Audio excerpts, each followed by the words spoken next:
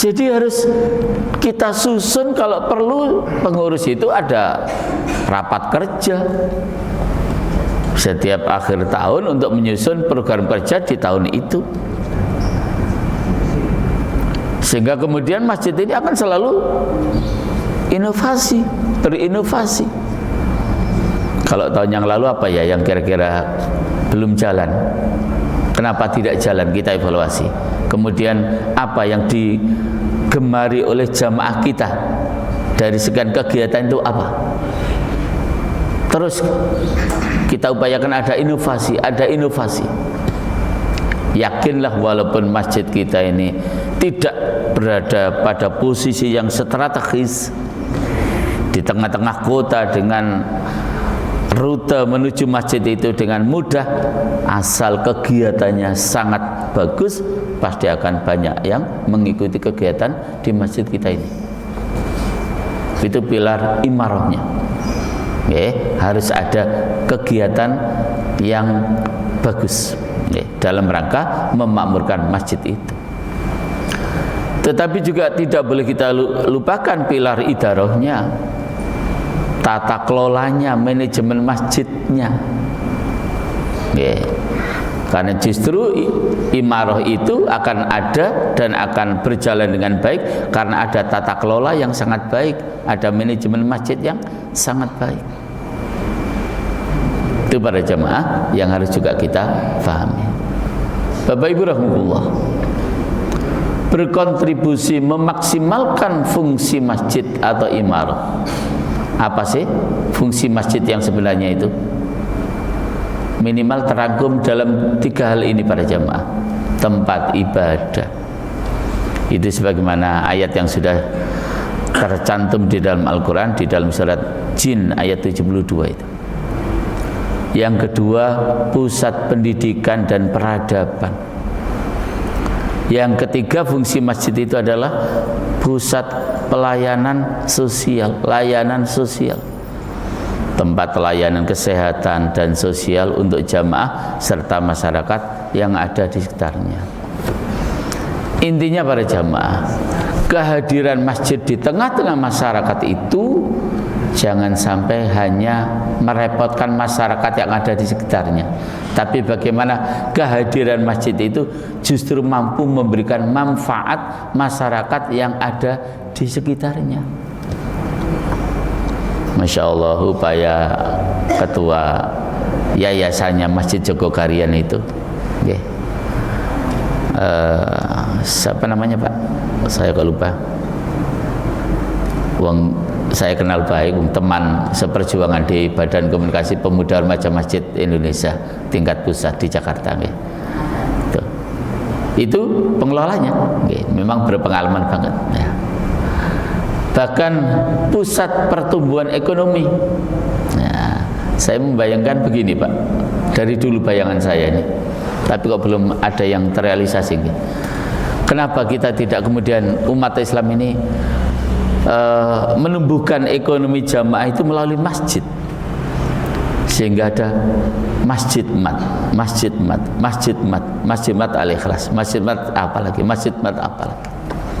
Kalau kemudian itu dapat kita tumbuhkan ekonomi masyarakat, wabil khusus jamaah kita dari masjid kita, Masya Allah, Insya Allah Indomaret, Alfamart akan tutup itu jamaah. Dengan tata kelola dan manajemen yang bagus tentu begitu. Tidak boleh kita memang mengelola apapun itu dengan bahasa Jawanya kaleng-kaleng, ecek-ecek, nggak boleh jamaah.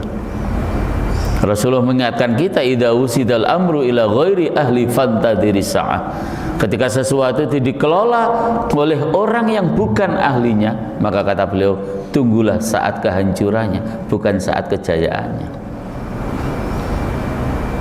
Sehingga kenapa Rasulullah menganjurkan kita untuk belajar itu sepanjang hayat, kemarin sudah kita sampaikan, adalah karena learning to do, agar kita mampu bekerja secara profesional. Nggak boleh kerja ini acak-acakan.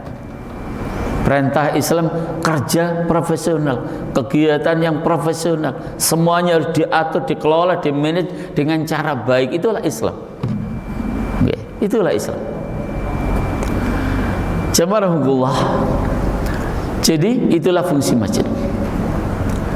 Dengan cara apa juga para jamaah kita memakmurkan masjid? Nah, ini ayat yang tadi sudah saya baca. Ini terjemahnya ya.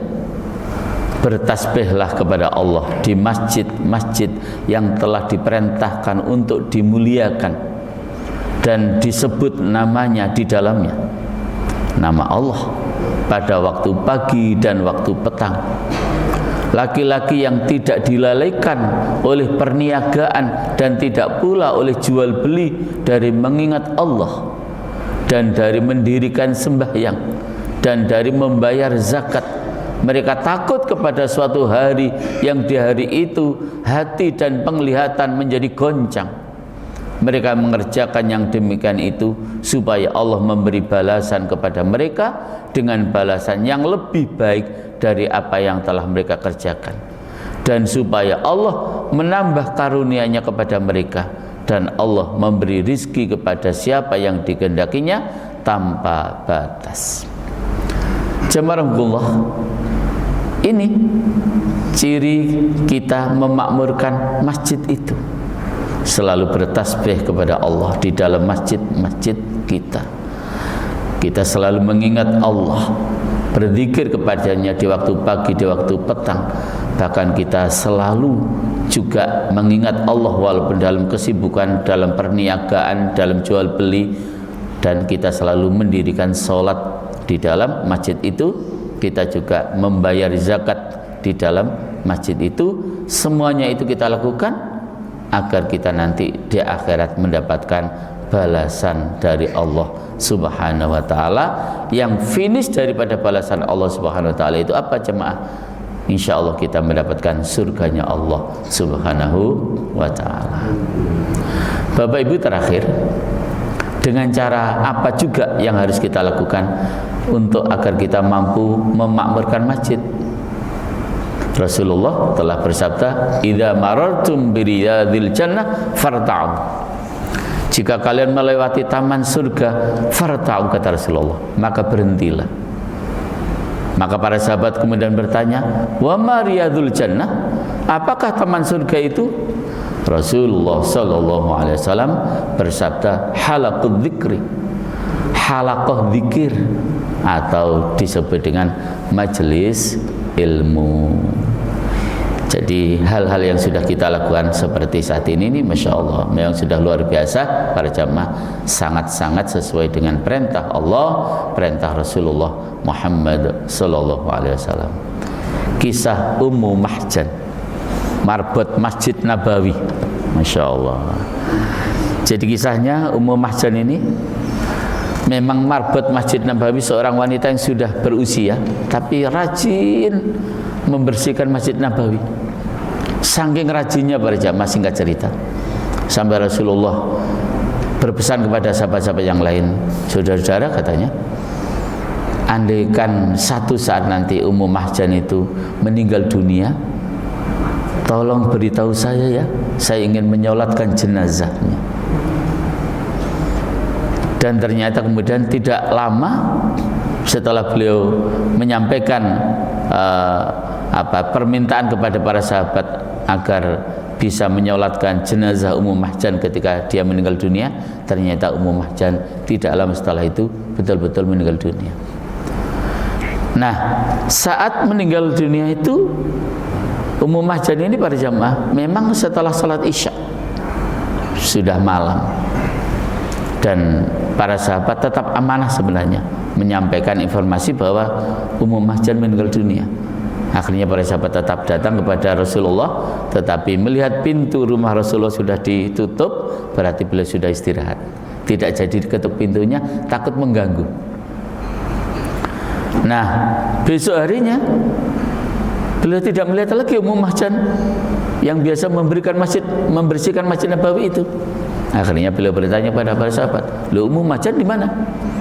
"Mohon maaf ya Rasul, kemarin malam Ummu Mahjan sudah meninggal dunia." "Loh, saya kan sudah pesan kepada kalian semua ketika dia nanti meninggal dunia untuk memberitahu kepada saya."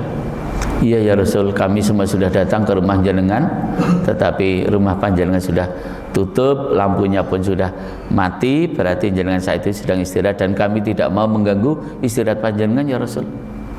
Oh begitu, baik kalau gitu tolong antarkan saya, mana makamnya Ummu Mahjar.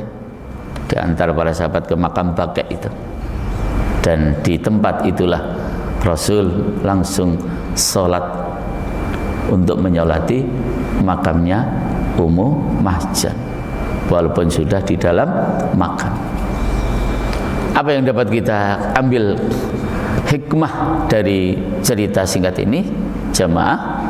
Sebuah kemuliaan yang luar biasa walaupun seorang marbot ya, tapi marbot masjid itu mulia luar biasa. Buktinya Rasulullah berkenan untuk menyolati jenazahnya sampai pun jenazahnya sudah di dalam makam. Kemuliaan yang luar biasa.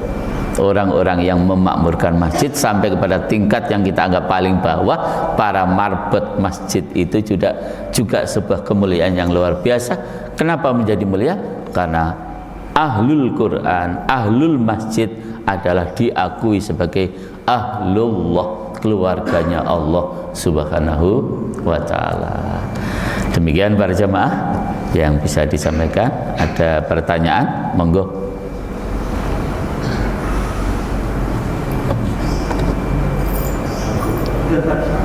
Cakap. Betul Pak. Sampun. Oh nggih. Baik, jamaah rahimahullah.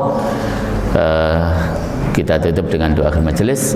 Subhanakallahumma bihamdik asyhadu an la ilaha illa anta astaghfiruka wa atubu ilaik.